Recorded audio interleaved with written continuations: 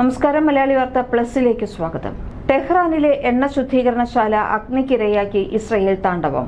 യുദ്ധത്തിന്റെ അടുത്ത ഘട്ടത്തിൽ ലക്ഷ്യം ഇറാന്റെ എണ്ണപ്പാടങ്ങളെന്ന് ഇസ്രയേൽ. അമേരിക്കൻ കരസേനയെ ഇറാനിൽ വിന്യസിക്കുന്ന കാര്യം ഗൗരവത്തിൽ ആലോചിച്ച് ഡൊണാൾഡ് ട്രംപ്.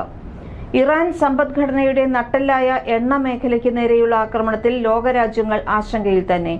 യുദ്ധത്തിന്റെ അടുത്ത ഘട്ടത്തിൽ തങ്ങൾ പ്രധാനമായും ലക്ഷ്യം വയ്ക്കുക ഇറാന്റെ എണ്ണ സമ്പത്തായിരിക്കുമെന്ന് ഇസ്രയേൽ നേരത്തെ പ്രഖ്യാപിച്ചിരുന്നതാണ്. ടെഹ്റാന് തെക്കുമാറിയുള്ള ടോൺഗുയാൻ എണ്ണ ശുദ്ധീകരണശാലയ്ക്ക് പുറമെ മറ്റു ചില എണ്ണ സംഭരണ കേന്ദ്രങ്ങളിലും ഇസ്രയേലി സേന ആക്രമണം നടത്തി. ഇറാൻ സൈന്യത്തിന് ആവശ്യമായ ഇന്ധനം വിതരണം ചെയ്യുന്ന റിഫൈനറിയാണ് തകർത്തതെന്ന് ഇസ്രയേലി സേനാ വൃത്തങ്ങൾ അറിയിച്ചു. ഇറാന്റെ ഭീകര ഭരണകൂടത്തിന്റെ സൈനിക ശക്തിക്ക് നേരെയുണ്ടായ മറ്റൊരു കടുത്ത ആക്രമണമാണിതെന്ന് ഇസ്രയേൽ സേന വിശേഷിപ്പിച്ചു.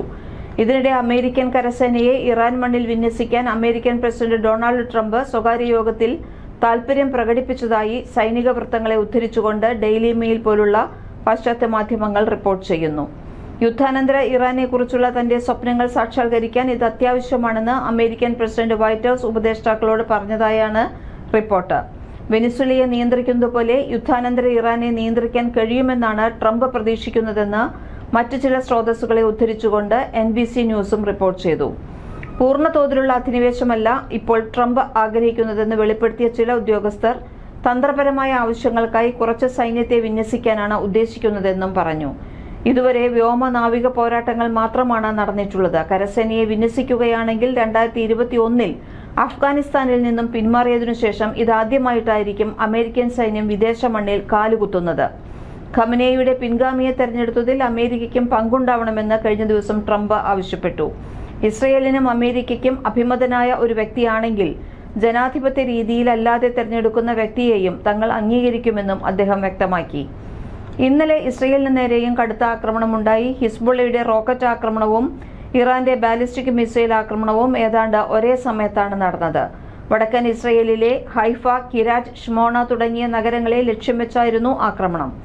ഇസ്രയേൽ പ്രതിരോധ സംവിധാനങ്ങൾ കാര്യക്ഷമമായി പ്രവർത്തിച്ചതിനാൽ കാര്യമായ നാശനഷ്ടങ്ങളൊന്നും ഇസ്രയേലിന് ഉണ്ടാക്കാൻ ആക്രമണത്തിന് കഴിഞ്ഞിട്ടില്ല. അതിനിടെ UAE തകർത്ത ഇറാൻ ഡ്രോണിന്റെ അവശിഷ്ടങ്ങൾ ദുബായിലെ ആഡംബര അമ്പരചുംബിക്കുമേൽ പതിച്ചു.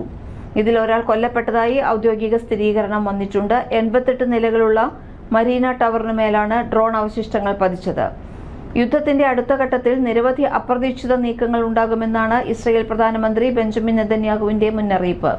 ഇതിന് പിന്നാലെ തെക്കൻ ലെബനനിൽ ഇസ്രയേൽ ആക്രമണം ശക്തമാക്കി.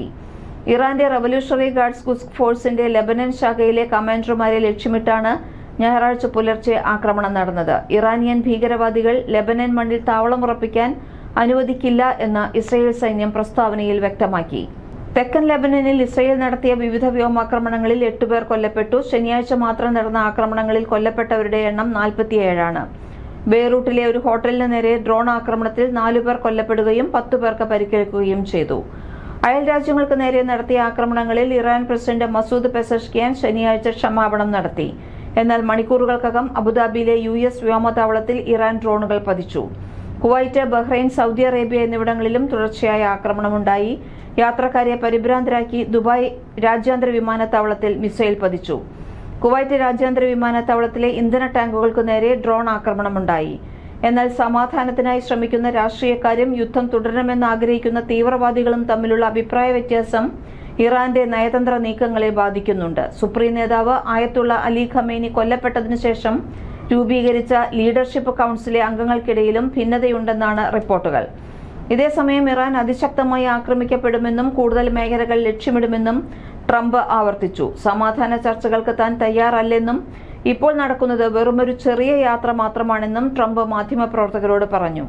യുദ്ധം അവസാനിക്കുന്നതോടെ ഇന്ധനവില കുറയുമെന്നും അമേരിക്കക്കാരുടെ സുരക്ഷ വർദ്ധിക്കുമെന്നും അദ്ദേഹം അവകാശപ്പെട്ടു. ഇറാനെ ശക്തമായി ആക്രമിക്കുമെന്നും ഇതുവരെ ലക്ഷ്യമിടാതിരുന്ന നേതാക്കളെയും മേഖലകളെയും സംഘങ്ങളും ലക്ഷ്യമിടുമെന്നും US പ്രസിഡന്റ് ഡൊണാൾഡ് ട്രംപ് ആവർത്തിച്ചു. നിരുപാധികം കീഴടങ്ങണമെന്ന തന്റെ ആവശ്യം ഇറാൻ നിരാകരിച്ചതോടെയാണ് ഭീഷണി. ഗൾഫ് രാജ്യങ്ങളോട് മാപ്പ് പറഞ്ഞത് ചൂണ്ടിക്കാട്ടി ഇറാൻ അയൽ രാജ്യങ്ങൾക്ക് മുന്നിൽ കീഴടങ്ങിയെന്നും ട്രംപ് പരിഹസിച്ചു. ഇറാൻ ഇനി പശ്ചിമേഷ്യയ്ക്ക് ഭീഷണിയല്ലെന്നും ഒരു പരാജിത രാജ്യമാണെന്നും ട്രൂത്ത് സോഷ്യലിൽ കുറിച്ചു. ആയിരക്കണക്കിന് വർഷങ്ങൾക്കിടെ ചുറ്റുമുള്ള രാജ്യങ്ങളോട് ഇറാൻ തോൽക്കുന്നത് ആദ്യമായാണെന്നും പറഞ്ഞു. യുദ്ധത്തിലെ ഏറ്റവും വലിയ ബോംബാക്രമണം ഇനി വരാനിരിക്കുന്നതേയുള്ളൂവെന്ന് US ട്രഷറി സെക്രട്ടറി സ്കോട്ട് ബെൻസന്റ് പറഞ്ഞു. ഇസ്രയേലും US-നും മുന്നിൽ കീഴടങ്ങില്ലെന്നും ഇറാൻ ജനത കീഴടങ്ങണമെന്ന ആഗ്രഹം ശത്രുക്കളെ അവരുടെ കുഴിമാടങ്ങളിലേക്ക് നയിക്കുമെന്നും ഇറാൻ പ്രസിഡന്റ് മസൂദ് പെസഷ്കിയാൻ പറഞ്ഞു. ഇറാൻ നടത്തിയ ആക്രമണങ്ങളുടെ പേരിൽ ഗൾഫ് രാഷ്ട്രങ്ങളോട് മാപ്പ് പറയവെയാണ് പ്രതികരണമുണ്ടായത്. അതേസമയം ഇറാനു നേരെ ആക്രമണം തുടർന്നാൽ മേഖലയിലെ US-ന്റെയും ഇസ്രയേലിന്റെയും സൈനിക താവളങ്ങളും അവർക്ക് വേണ്ടപ്പെട്ട ഇടങ്ങളും ലക്ഷ്യമിടുന്നത് തുടരുമെന്ന് ഇറാൻ റവല്യൂഷണറി ഗാർഡ് കോർപ്സ് പറഞ്ഞു. ഗൾഫ് രാഷ്ട്രങ്ങളെ ആക്രമിക്കില്ലെന്ന് പറഞ്ഞതിനു ശേഷവും ശനിയാഴ്ച പലയിടത്തും ഇറാന്റെ ഭാഗത്തുനിന്ന് ആക്രമണമുണ്ടായി. ഇറാന്റെ രാഷ്ട്രീയ നേതൃത്വത്തിന് അർദ്ധ സൈനിക വിഭാഗമായ IRGC-ക്ക് മേൽ പരിമിതമായ അധികാരമേ ഉള്ളൂവെന്ന് വ്യക്തമാക്കുന്നതാണ് ഇത്. ഇറാന്റെ പരമോന്നത നേതാവുമായി മാത്രമേ IRGC-ക്ക് ഉത്തരം നൽകേണ്ടതുള്ളൂ. ഇവരുടെ നിയന്ത്രണത്തിലാണ് രാജ്യത്തെ ബാലിസ്റ്റിക് മിസൈൽ ശേഖരം. പരമോന്നത നേതാവായ ഖമേനിയെ ഇസ്രയേലും US-ഉം ചേർന്ന് വധിക്കുകയും സംഘർഷം വിപുലമാവുകയും ചെയ്തതോടെ ആക്രമണത്തിനുള്ള ലക്ഷ്യസ്ഥാനങ്ങൾ IRGC സ്വന്തം നിലയ്ക്ക് തെരഞ്ഞെടുക്കുന്നു എന്നാണ് വിലയിരുത്തൽ. ഇറാൻ ആക്രമണങ്ങളെ അറബ് രാഷ്ട്രങ്ങൾ ശക്തമായി അപലപിച്ചിരുന്നു. യുദ്ധ സാഹചര്യം നിരീക്ഷിക്കാനായി ഞായറാഴ്ച അറബ് ലീഗ് യോഗം ചേരുന്നുമുണ്ട്. മലയാളി വാർത്ത.